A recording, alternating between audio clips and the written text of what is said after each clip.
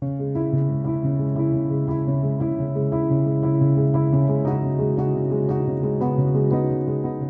the world, that's about 800 million small-scale producers, and they are feeding about 3 billion people. So 3 billion people are eating the food that is produced by small-scale producers. And if you look at India alone, it is about 75 million households are small-scale producers that are themselves very often the most vulnerable to food insecurity. So it is a very big paradox, in fact. And so for IFAD, we are working, of course, with these marginal producers that are very vulnerable.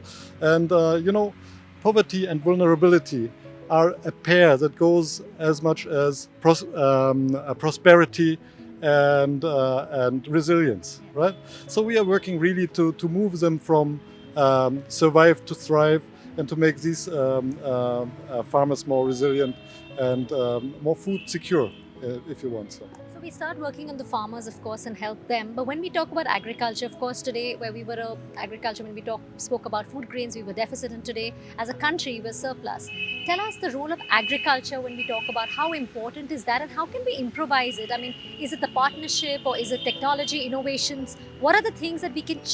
How can agriculture be the game changer? Well, agriculture must become a game changer, or must become part of the game changer for India. And I think, as you say, I think India has done very big steps on agriculture. We are a food surplus producer.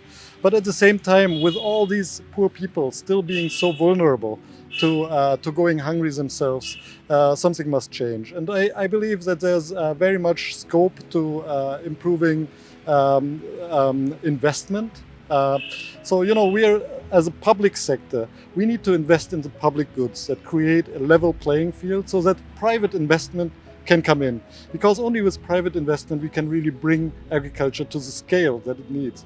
And we will also only then be able to really see the adoption of innovations that really drive productivity. Once these smallholder farmers are also getting into the market, because for now they are very much excluded. How can we achieve, and when we talk about zero hunger as a sustainable development goal, how can we achieve it? How far are we from that?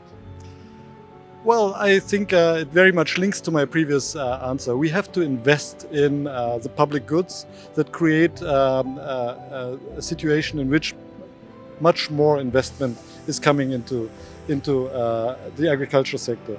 But at the same time, we have to not only look at the amount of investment, but also at the quality of investment. How do we invest? Because there are only certain investments that really trigger the change that we want to see, the transformative change for better lives, better resilience, and better nutrition. And of course, we all want to live in a world that is more sustainable, and in which we are recognizing the natural resources and like water, like air, and we want to have a healthy environment. So all this has to come through the right investments, basically. Investments plays a key role, and I think sustainability is again very important. Thank you so much for speaking with us. Thank you so much.